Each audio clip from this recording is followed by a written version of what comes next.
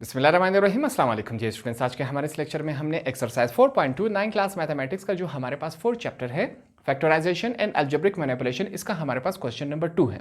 Conceptual question है। सबसे पहले इसको अपने लिए आसान अल्फाज में सीखेंगे और समझेंगे ताकि जब हम क्वेश्चन को सॉल्व करें तो ये चीज़ें हमें आसानी से समझ आ रही हो कि क्वेश्चन में हमसे क्या पूछा गया था। ठीक, हमारे पास सबसे पहले कहा जा रहा है इस क्वेश्चन में कि हमारे पास एक जमीन है। वो जमीन जो है हमारे पास रेक्टेंगुलर शेप में है।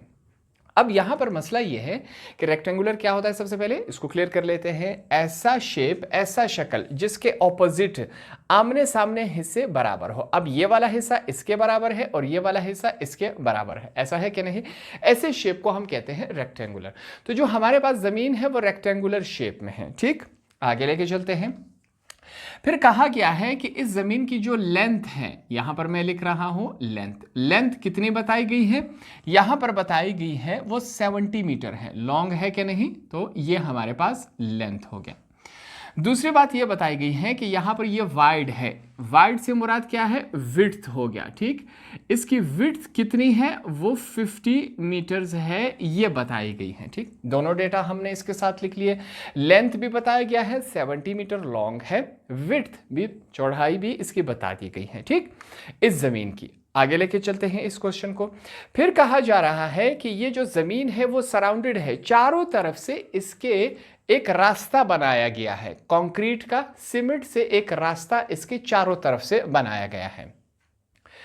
हमारे पास ये जो रास्ता है, जो कि अब ये भी बताया गया है कि ये जो रास्ता है वो जमीन के बाहर वाले हिस्से में है, अंदर वाले हिस्से में नहीं है। ये रास्ता यहां पर है, चारों तरफ से इस जमीन के है, जो कि कंक्रीट से बनाया गया है।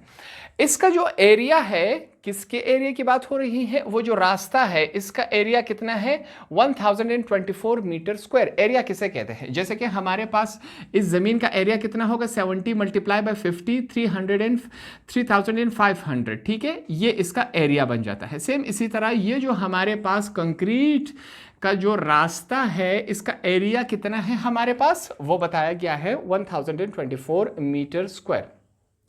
हमसे इस क्वेश्चन में पूछा गया क्या है? वो जो हमारे पास कंक्रीट का रास्ता है उसका एरिया तो बता दिया गया है, उसकी विड्थ कितनी है? विड्थ से मुराद ये है, अब ये एक रास्ता है, ठीक, मिसाल के तौर पर वही रास्ता है जो कंक्रीट का है। ये हमारे पास इसका एरिया कितना है वो हमारे पास बता दिया गया है, 1024 मीटर स्क्वायर है।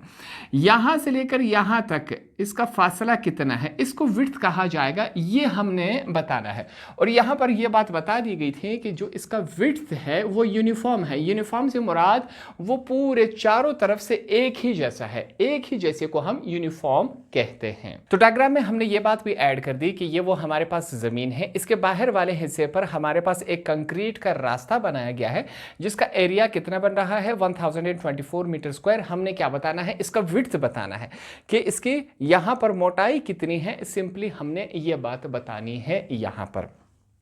तो क्वेश्चन में जो डेटा दिया गया है, सबसे पहले हम डेटा को इकट्ठा कर लेते हैं ताकि हमारे लिए चीजों को सॉल्व करना आसान रहे। सबसे पहले यहां पर मैं लिख लेता हूं रेक्टेंगुलर फील्ड। हमारे पास ऐसा है क्या? नहीं, बिल्कुल ऐसा है, यहां पर क्वेश्चन में बताया गया है। रेक्टेंगुलर फील्ड का जो हमारे पास लेंथ है, लेंथ कितना दिया गया है? यहां पर हमारे पास दिया गया है 70 मीटर लॉन्ग है, ये लेंथ दिया गया है, हमने लिख लिया। इसी के साथ हमारे पास दूसरा क्या दिया गया है? विड्थ, जो इसकी चौड़ाई है वो कितनी दी गई है हमारे पास? वो 50 मीटर्स दी गई हैं। ये दोनों बातें हमने लिख ली, क्वेश्चन में दिया गया है स्टार्टिंग में। आगे हम लिखेंगे, यहां पर एक जुमला लिखेंगे, it is surrounded by a path of uniform width. यहां पर ये जो बात हमने लिखी है इसका मतलब ये है कि ये जो हमारे पास ज़मीन है, ये ज़मीन सराउंडेड है चारों तरफ से एक कंक्रीट दीवार से, कंक्रीट रास्ते से, जो कि हमारे पास जिसकी विड्थ, मोटाई क्या है? यूनिफॉर्म एक जैसी है। ठीक, यहां पर अब हम क्या लिखेंगे? एरिया ऑफ पाथ हमारे पास कितना दिया गया है? वो है 1024 मीटर स्क्वायर। ये बताया गया है कि ये जो रेड है, जो कंक्रीट की जो हमारे पास रास्ता है जो ज़मीन के बाहर की तरफ से, इसकी एरिया कितना है हमारे पास 1024 मीटर स्क्वायर। हमने फाइंड क्या आउट करना है इस क्वेश्चन में, हमने क्या फाइंड आउट करना है, फाइंड द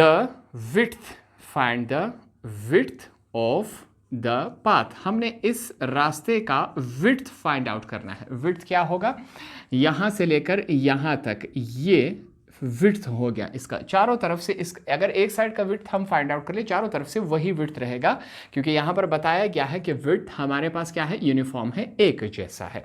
तो ये तमाम डेटा हमने क्या किया, क्वेश्चन में सबसे पहले हमने निकाल लिया। अब हमारे लिए चीजें सॉल्व करना आसान रहेंगी। अब हम क्वेश्चन को कैसे सॉल्व करेंगे, यहां पर हमने सॉल्यूशन लिखा, सॉल्यूशन के बाद यहां पर चेक करें, मैंने एक लफ्ज लिखना है टोटल लेंथ। अब टोटल लेंथ हमारे पास क्या होगा, इस बारे में आपने समझना है। सबसे पहले हमारे पास क्या दिया गया है, लेंथ दिया गया है। लेंथ कितना है, 70 है हमारे पास, ठीक। इसी के साथ यहाँ पर चेक करें, ये जो 70 लेंथ है हमारे पास, वो ज़मीन के अंदर वाले हिस्से, ये जो ब्लू लाइन है इसका है। अब इसके साथ ज़मीन भी ऐड हो गई, तो इसका मतलब ये है कि यहाँ पर लेंथ इस साइड पर भी है, इस साइड पर भी है, ऐसा है क्या नहीं। विड्थ यहाँ पर भी है, दूसरी तरफ भी विड्थ है हमारे पास। जब ये पहले ज़मीन के ये बाउंड्री थी, ठीक है, अब इसके साथ रास्ता जो है वो भी जो कंक्रीट वाला है ऐड हो गया, तो इस तरफ भी हमारे पास ज़मीन बढ़ गई और इस तरफ भी हमारे पास ज़मीन बढ़ गई। कितनी बड़ी है ये हमें मालूम नहीं है। मैथमेटिक्स में जहाँ पर हमें कोई चीज़ मालूम नहीं होता उसकी जगह हम x डाल देते हैं। 2x हमने क्यों डाल दिए, हमने कहा जब इसके साथ कंक्रीट वाला रास्ता ऐड कर देंगे, पहले ज़मीन यहाँ तक थी, अब कंक्रीट वाला रास्ता इसके साथ ऐड कर दिया तो ये ज़मीन यहाँ तक आ गई कि नहीं, तो इसका मतलब यहाँ से लेकर यहाँ तक इस ज़मीन में इजाफा हुआ। सेम इसी तरह यहाँ से लेकर यहाँ तक भी इजाफा हुआ। कितना इजाफा हुआ हमें नहीं मालूम, उसकी जगह जहाँ पर मैथमेटिक्स में हमें नहीं मालूम उसकी जगह हम x और x डाल देते हैं। अब इसको सॉल्व किया जाएगा तो 70, एक x ये रहा, एक x ये रहा, तो क्या बन जाएगा, 2x बनेगा क्या नहीं, साथ में हम मीटर्स डाल देंगे। ये बात क्लियर हो गई। तो अब हमारे पास जो टोटल लेंथ है वो ये बन चुका है। सेम इसी तरह यहाँ पर मैं लिखूंगा टोटल विड्थ, जो इसकी मोटाई चौड़ाई है वो हमारे पास क्या है, 50 थी क्या नहीं। हमारे पास विड्थ यहाँ पर, यहाँ से लेकर यहाँ तक इसको विड्थ कहा जाएगा। ये कितनी थी, 50 है, तो विड्थ 2 होते हैं कि नहीं। पहले विड्थ यहाँ तक था, अब कंक्रीट के जो रास्ता है इसके साथ ऐड हो गया तो विड्थ यहाँ तक आ चुका है। सेम इसी तरह यहाँ से भी विड्थ यहाँ तक जा चुका है। तो विड्थ में इजाफा हुआ कि नहीं हुआ, दोनों तरफ से इजाफा हुआ। कितना हुआ हमें नहीं मालूम। जहाँ पर कोई चीज़ हमें नहीं मालूम वहाँ पर हम क्या लिखते हैं, फाइंड आउट नहीं होता तो वहाँ पर हमने x लिखना होता है। 2x हमने क्यों डाले, क्योंकि इस तरफ भी विड्थ इजाफा हुआ और दूसरी तरफ भी विड्थ का इजाफा हुआ, इस वजह से 2x हमने डाल दिया। इसको जब सॉल्व किया जाएगा तो ये हमारे पास 50 प्लस हमारे पास एक x ये रहा, एक ये रहा, तो 2x बन जाएगा कि नहीं, बाहर हमने मीटर डाल दिया। ये हमारे पास क्वेश्चन कुछ इस कंडीशन में आ गया। ये डाटा आपको समझ आ रहा है। अब यहां पर हम इसको एक फार्मूले के जरिए सॉल्व करेंगे। यहां पर मैं सिंपली क्या लिखूंगा, एक फार्मूला हमने यहां पर लिखा। फार्मूला क्या है, फार्मूला है हमारे पास एरिया ऑफ पाथ। ये बात हमने लिखी। पाथ किसे कहा जा रहा है, जो रास्ता था, ये जो रेड कलर में है ये कंक्रीट वाला रास्ता है, इसका एरिया की हम बात कर रहे हैं। फिर हम लिखेंगे एरिया ऑफ आउटर, ठीक है, माइनस होगा एरिया ऑफ इनर।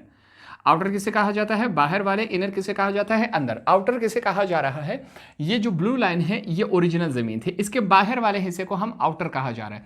जब कंक्रीट का वाला रास्ता इसके साथ ऐड हो गया तो ये प्लाट बड़ा हुआ कि नहीं, बिल्कुल हुआ। बिना कंक्रीट वाले रास्ते के ये प्लाट छोटा हो जाएगा कि नहीं, ये इनर वाला है और इसके बाहर वाले को आउटर कहा जा रहा है, ठीक। दोनों की वैल्यूज हमारे पास मौजूद है। कैसे मौजूद है ये हम लिखेंगे। Area of path, area of path हमारे पास मौजूद है कि नहीं, क्वेश्चन में दिया गया था। कितना है हमारे पास, 1024, ये हमारे पास एरिया ऑफ पाथ दिया गया है। जो रेड कलर में कंक्रीट वाला रास्ता है पूरे प्लाट के चारों तरफ, उसका एरिया कितना है, 1024, ठीक है।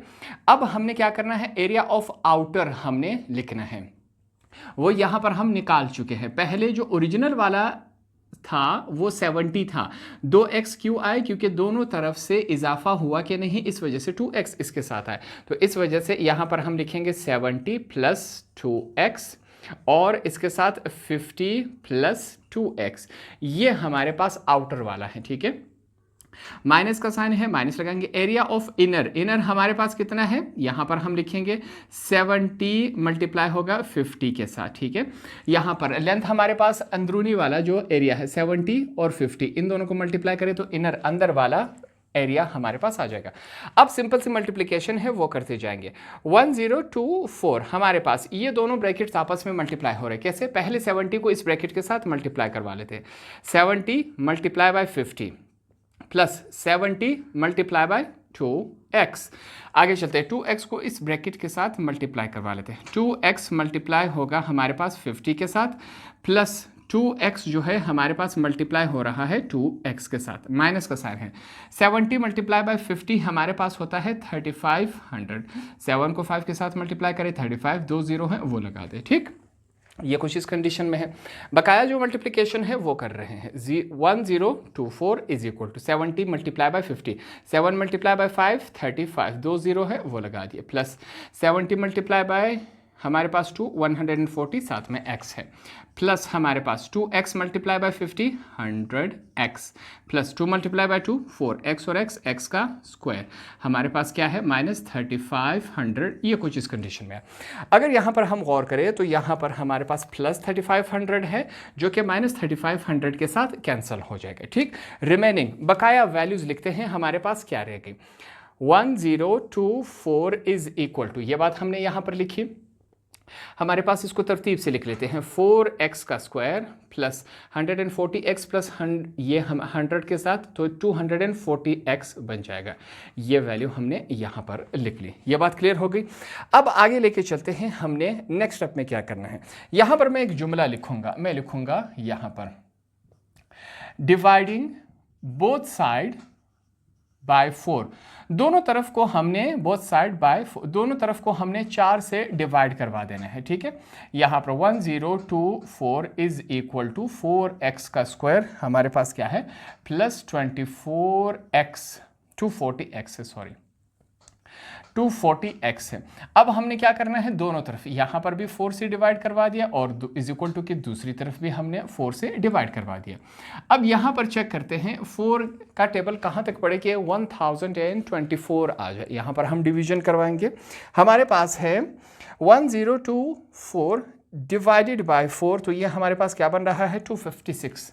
ये हमारे पास जब कैंसिल हो जाएगा तो 256 बच जाएगा हमारे पास, ठीक। इज इक्वल टू ये 4 इस 4 के साथ कैंसिल हो गया, x का स्क्वायर रह गया। यहाँ पर चेक करें 4 6 24 और 0 प्लस 60x हमारे पास रह गया, ठीक। इसको आगे लेके चलते हैं, हमारे पास यहाँ पर चेक करें। अब यहाँ पर मैं क्या करूँगा, ये 256 यहाँ पर प्लस है, इज इक्वल टू की दूसरी तरफ जाके क्या हो जाएगा माइनस हो जाएगा। तो इसको हम कुछ इस कंडीशन में लिख सकते हैं कि नहीं, बिल्कुल हम इसको लिख सकते हैं। इसको थोड़ी सी मैं करेक्ट करवा लूँ, 256 ये हमारे पास इस कंडीशन में है। पहले यहाँ पर प्लस में था, दूसरी तरफ आके माइनस में हो गया, ये इज इक्वल टू की सिर्फ कुछ नहीं बचा तो हम 0 डाल देंगे। अब अगर हम क्वेश्चन को गौर करें, हमारे पास x का स्क्वायर सिंपल x बिना x के, ऐसे कंडीशन में हम क्या करते थे, हमने कहा यहाँ पर जो पहला और लास्ट नंबर है इन दोनों को आपस में मल्टीप्लाई करवा लेंगे। हमारे पास क्या आ जाएगा माइनस 256x का स्क्वायर। 60x की जगह हमने ऐसे दो नंबर्स लिखने हैं जिनको प्लस माइनस करने से यही वैल्यू बने और दोनों को मल्टीप्लाई करने से ये वाली वैल्यू बने। अब देखते हैं ऐसे कौन से नंबर हैं हमारे पास। यहाँ पर सॉल्व करेंगे, x का square plus 64x minus 4x minus 256 है, sorry minus 256 is equal to 0। ये वो दो नंबर हैं। अब 64 में से 4 माइनस कर ले 60 बन जाएगा कि नहीं, plus minus minus 64 multiply by 4 हमारे पास क्या बन जाता है, यहाँ पर चेक कर ले, ये हमारे पास 256 ही बनता है। 64 मल्टीप्लाई बाय 4 तो 256 ही हमारे पास आता है। ठीक हो गया, तो दोनों टारगेट्स हमारे पास कंप्लीट हो गए। अब हम क्या लेने जा रहे हैं, यहाँ पर कॉमन लेंगे, साथ में हमने रेफरेंस दे दिया कि अब हम क्या लेने जा रहे हैं, टेकिंग कॉमन। हमने कॉमन चूज करना है पेयर्स जोड़ियों की शक्ल में। ठीक है, ये लाइन आपके समझाने के लिए, दो पेयर्स दो जोड़ियां बन गई क्या नहीं, बिल्कुल बन गई हैं। हमारे पास यहाँ पर इन दोनों में कॉमन क्या है, x कॉमन है, दो x तो एक बाहर आ गया, पीछे एक रह गया, यहाँ पर 64 माइनस का साइन है। इन दोनों में कॉमन क्या है, 4 है, यहाँ पर x रह गया, माइनस माइनस क्या हो जाता है प्लस, इस माइनस की वजह से अंदर वाला साइन चेंज हो गया। 4 का टेबल कहाँ तक पड़े कि 256 आ जाए 64 तक, ये हमारे पास कुछ इस कंडीशन में आया। x प्लस ये हमारे पास 2 दफ़ा है कि नहीं, इसको कॉमन ले लेते हैं। x प्लस 64, पीछे क्या रह गया, x माइनस 4 रह गया, इसको हमने लिख लिया, इज इक्वल टू 0। अब ये दोनों ब्रैकेट 0 के बराबर है, अलग अलग लिख लेते हैं। x plus 64 is equal to 0 और x minus 4 is equal to 0। यहाँ पर चेक करें, x इज इक्वल टू 64 यहाँ पर प्लस है, दूसरी तरफ जाके क्या हो जाएगा, माइनस हो जाएगा। इसी तरह x 4 यहाँ पर माइनस है, दूसरी तरफ जाके प्लस हो जाएगा। अब हमारे पास यहाँ पर 2 आंसर्स आ चुके हैं, x के 2 वैल्यूज आ चुके हैं। हमने कौन सा चूज करना है, यहाँ पर हम फंस चुके हैं। यहाँ पर हमारे पास हम लिखेंगे width of path is 4 metre. ठीक है, हमने इस आंसर को चूज किया। क्यों इस आंसर को चूज किया, कैसे मालूम होगा?